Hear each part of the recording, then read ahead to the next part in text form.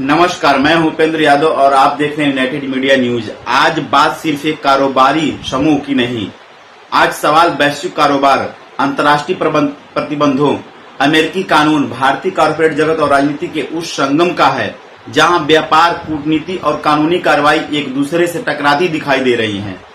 देश के सबसे बड़े कारोबारी समूह में से एक अडानी एंटरप्राइजेस एक बार फिर अंतर्राष्ट्रीय सुर्खियों में आ गया है।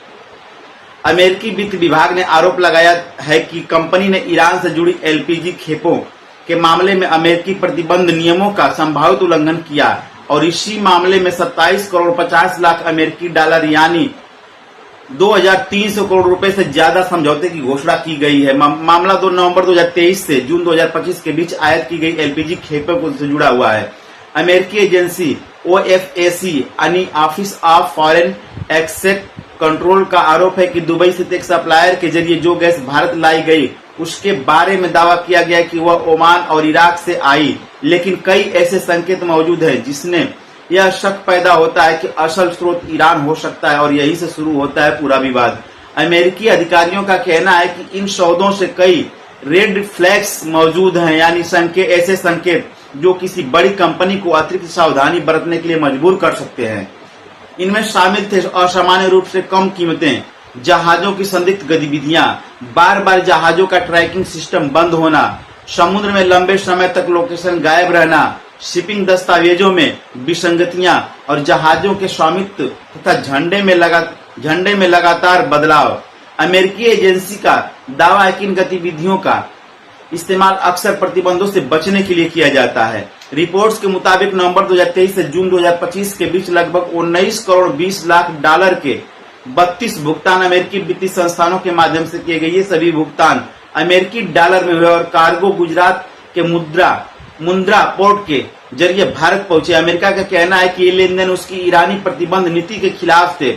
अब यहाँ समझना जरूरी है कि अमेरिका ने ईरान के ऊर्जा व्यापार पर लंबे समय से कड़े प्रतिबंध लगा रखे हैं। उसका आरोप है कि ईरान तेल और गैस से मिलने वाले राजस्व का इस्तेमाल परमाणु कार्यक्रम, क्षेत्रीय प्रभाव बढ़ाने और कुछ संगठनों को समर्थन देने में करता है। इसलिए अमेरिका किसी भी ऐसे व्यापार को बेहद गंभीरता से देखता है जो अप्रत्यक्ष रूप से भी ईरानी ऊर्जा क्षेत्र में आर्थिक लाभ पहुंचा सकता हो।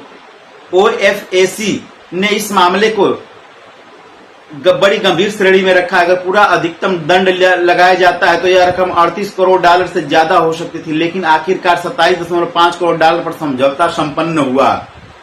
अमेरिकी एजेंसी ने यह भी कहा कि कंपनी के बाद में जांच में सहयोग किया, बड़ी मात्रा में डेटा उपलब्ध कराया, आंतरिक जांच कराई और सार्वजनिक रिपोर्ट सामने आने के बाद एलपीजी आयात रोक दिया।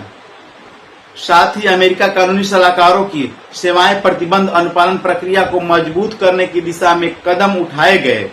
लेकिन इस पूरी कहानी का दूसरा हिस्सा और भी ज्यादा राजनीतिक और चर्चित है, क्योंकि इसी बीच अमेरिकी न्याय विभाग यानी DOJ ने अदालत से एक और बड़ा अनुरोध किया है। विभाग ने कहा है कि वह गौतम अडानी और अन्य आरोपियों के खिलाफ चल रहे आपराधिक मामलों को आगे बढ़ाने में अब संसाधन खर्च नहीं करना चाहता है। जी हां, अमेरिकी अभियोजकों ने अदालत से आरोप पत्र खारिज करने की मांग की है।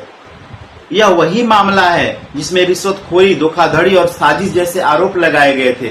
आरोप यह था कि 2020 से 2024 के बीच भारत में सौर ऊर्जा परियोजनाओं के ठेके हासिल करने के लिए सरकारी अधिकारियों को 25 करोड़ डॉलर से ज्यादा की रिश्वत देने की साजिश रची गई। इन परियोजनाओं में 2 अरब डॉलर से अधिक के संभावित मुनाफे की बात कही गई थी। इस मामले में गौतम अडानी, उनके भतीजे सागर अडानी और अन्य सहयोगियों पर वायर फ्रॉड तथा प्रतिभूति धोखाधड़ी जैसे आरोप लगाए गए थे। हालांकि अब अमेरिकी न्याय विभाग ने संकेत दिया है कि वह इस मुकदमे को आगे बढ़ाने का इच्छुक नहीं है और यही घटनाक्रम राजनीतिक चर्चाओं को और तेज कर रहा है। मीडिया रिपोर्ट्स के मुताबिक यह फैसला उस समय सामने आया जब खबरें आई कि ट्रंप प्रशासन मामले को खत्म करने पर विचार कर रहा है। रिपोर्ट्स में यह भी दावा किया गया कि अडानी पक्ष की ओर से अमेरिका में बड़े निवेश और हजारों नौकरियां पैदा करने का प्रस्ताव सामने रखा गया था। हालांकि इन दावों पर आधिकारिक राजनीतिक प्रतिक्रिया अभी भी चर्चा का विषय बनी हुई है। इधर अमेरिकी प्रतिभूति और विनिमय आयोग यानी SEC के साथ समझौते की दिशा में कदम बढ़ाए गए हैं। रिपोर्ट्स के अनुसार गौतम अडानी और सागर अडानी ने $1,80,00,000 के प्रस्तावित जुर्माने पर सहमति जताई है। हालांकि उन्होंने आरोपों को न स्वीकार किया और न खारिज किया।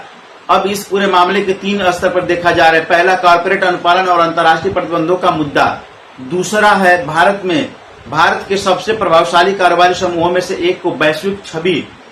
और तीसरा, अमेरिकी राजनीतिक कारोबारी हितों और कानून प्रक्रियाओं के बीच संभावित संबंधों पर उठते सवाल। विशेषज्ञ मानते हैं कि आज के दौर में वैश्विक व्यापार केवल खरीद बिक्री तक सीमित नहीं रह गया है। हर बड़ा कारोबारी सौदा अब भू राजनीति, प्रतिबंध और नीति और अंतर्राष्ट्रीय कानून से जुड़ चुका है। एक जहाज के ट्रैकिंग, एक भुगतान का रास्ता, एक सप्लायर की वास्तविक पहचान, ये सब अब सिर्फ तकनीकी जानकारी नहीं बल्कि वैश्विक जांच का विषय बन चुके हैं।